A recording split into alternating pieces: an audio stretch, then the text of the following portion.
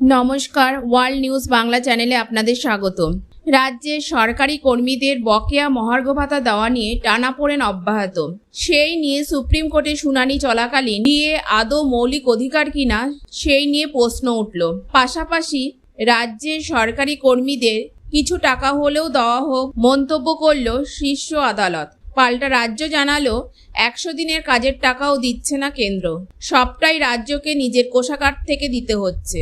মঙ্গলবার শীর্ষ আদালতে ডিএ মামলা শুনানি শুরু হয়েছে। সেখানে মধ্যাহ্ন বিরতির পর রাজ্য সরকারের আইনজীবীর উদ্দেশ্যে আদালত বলে, ওরা তো আপনাদেরই কর্মী, কোথাও পালিয়ে যাচ্ছেন না, রাজ্য সরকারকে বলুন কিছু টাকা হলেও দিন। এর পাল্টা সংবিধানকে উদ্ধৃত করেন রাজ্য সরকারের আইনজীবী। তিনি বলেন 25% ডিএ দেওয়ার যে অন্তর্বর্তী নির্দেশ তা সাংবিধানিক এখতিয়ারভুক্ত।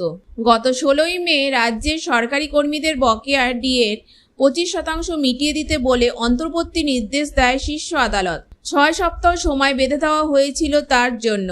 গত 27 জুন সেই সময়সীমা পেরিয়ে গিয়েছে, তবে এখনও বকেয়া ডিএ দিতে পারেনি রাজ্য, বরং আরও 6 মাস সময় চেয়ে আদালতের দ্বারস্থ হয় তারা। জানায় যে 25% হারে ডিএ মিটিয়ে দিতে বলা হয় তা আদালতে জমা রাখতে রাজি তারা, সেই নিয়েই শুনানি চলছে। আদালত এদিন অন্তত কিছু টাকা মিটিয়ে দেওয়ার কথা বললে রাজ্য সরকারের আইনজীবী কপিল সিব্বাল বলেন, বাজার দরের ভিত্তিতে ডিএ দিতেই হবে এমন কোথাও বলা নেই। ট্রাইব্যুনালের এখতিয়ারের বাইরে গিয়ে এই ধরনের নির্দেশ দেওয়া হয়েছে। অন্তর্বর্তী নির্দেশে যে টাকা দেওয়ার কথা বলা হয়েছে তার জন্য ধার করতে হবে রাজ্য সরকারকে। আরবিআই থেকে টাকা ধার করতে হবে, এর জন্য বিল পাস করাতে হবে বিধানসভায়।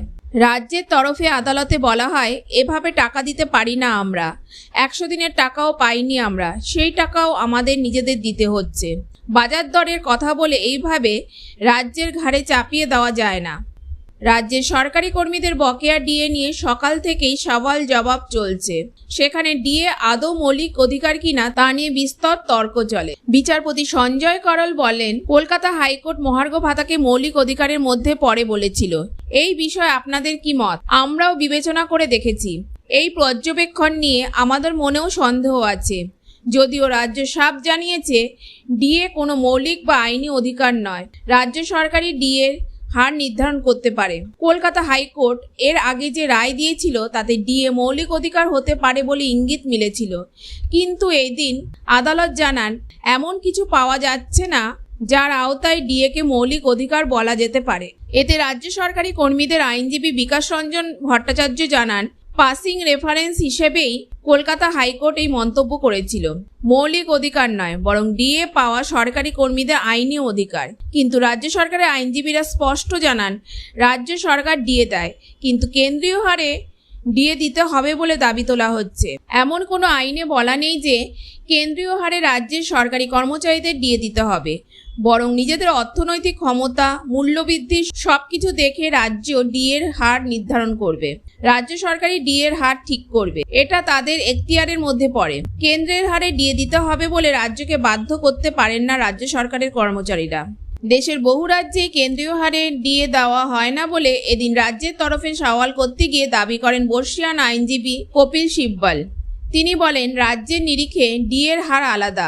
13টি এমন রাজ্য রয়েছে দেশে যারা কেন্দ্রের সমান ডিএ দেয় না, নিজের ক্ষমতা অনুযায়ী ডিএর হার নির্ধারণ করেন। পশ্চিমবঙ্গ সরকারও সাধ্য মতন ডিএ দিচ্ছে। এই সংকটময় পরিস্থিতিতে একদিকে সুপ্রিম কোর্ট চাইছে কিছু টাকা হলেও দেওয়ার নির্দেশ, অন্যদিকে রাজ্যের আর্থিক সীমাবদ্ধতা ও আইনি যুক্তি।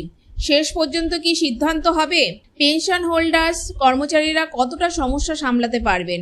এই নিয়ে আপনাদের মতামত জানাতে ভুলবেন না। পরবর্তী আপডেট পেতে চ্যানেলটিকে সাবস্ক্রাইব করে রাখুন, লাইক এবং শেয়ার করতে ভুলবেন না। ধন্যবাদ।